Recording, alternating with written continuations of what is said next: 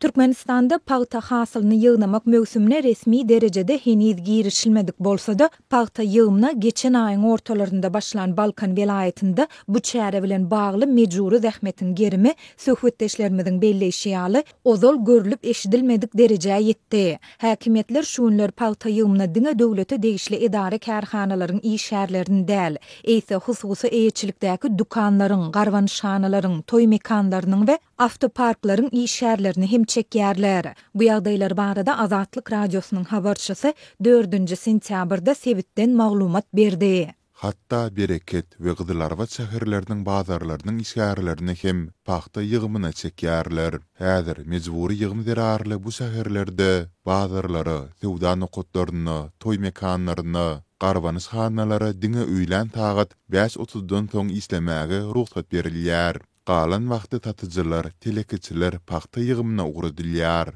Diýip ýagdaýlardan habarly Bereketli telekeçi anonimlik şertinde gurrun berdi. Telekeçileriň we ýaşaýjylaryň ençemesiniň tasdiklamagyna görä häzirki wagtda bu şäherlerde diňe 3 sany hususy dukan we garwanşana öz işlerini tutuş günüň dowamında dowam etdirýärler. Bularyň eýeleriniň Milli Howpsuzlyk Gurulunyň yerli idarasynda we prokuraturada arkalary ýagny tanyşlary ýa-da garyndaşlary bar. Şol sebäpli olar öz işlerini adatdaky ýaly tertipde dowam etdirip bilýärler diýip yerli kanun goraýjy idaralaryň birinde işleýän çeşmämiz aýtdy.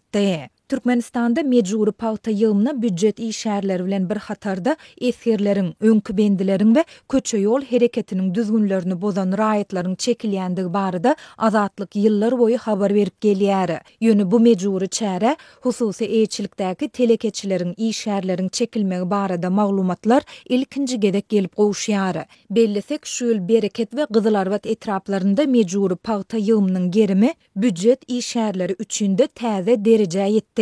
Häzir büdjetçiler paxta ýygymyna hem özleri gatnaşmaly, hem de ýene bir adamy hakyny tutmaly edildiler. Cemaat Gozalygy Gurulunyň ara gatnaşyk, saglyk, bilim puwdoklarynyň işgärleri, şol sany muallimler, lukmanlar, elektrik we gaz üpçünçilik edaralarynyň, awtoýollaryň, guruluşyk trestiniň işgärleri özleriniň iş wagtyny paxta ýygmaly we her gün 40 manat pul bermeli. İdara ýolbaşçylary bu pula ýene de bir adamyň hakyny tutulýanlygyny aýdýarlar. Diýip büdjet işäri anonimlik şertinde gurrun berdi. Mundan başga da idara ýolbaşçylary büdjet işärleriniň ençemesiniň tasdiklamagyna görä olaryň iş ýerlerindäki aýlyk haklarynyň ýöreýändigini bahana edip, olaryň ýygyn paxta hasyllary üçin hak tölemeýärler.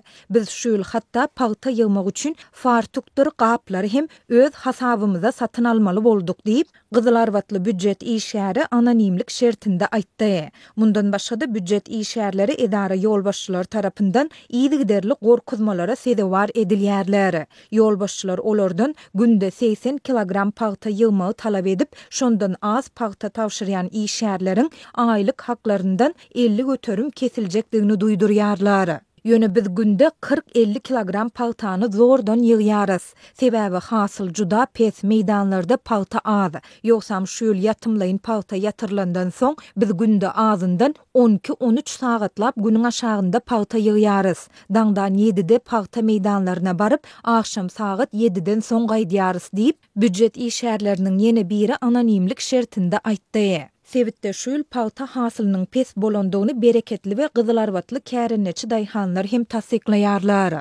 Dökün suw hatarary bejergi işleri tehnika wagtyna berilmedi. Galibetde çekirtke ýagdy. Şol sebäpli daýhanlaryň şu ýyl hem bergili çykjakdygy iki Diýip Saparmurat Türkmenbaşy daýhan birleşiginden bir daýhan anonimlik şertinde aýtdy. Azatlyk ýokarda beýan edilen ýagdaýlar barada etraplaryň değişli häkimetlerinden şol sanda şäher häkimliklerinden tesvir alyp bilmedi. Türkmenistanyň oba hojalygy puwdogynyň esasy uğurlarynyň biri hasaplanýan paxta hasyly döwlet tawşyrygy esasynda östürilip ýetişdirilýär.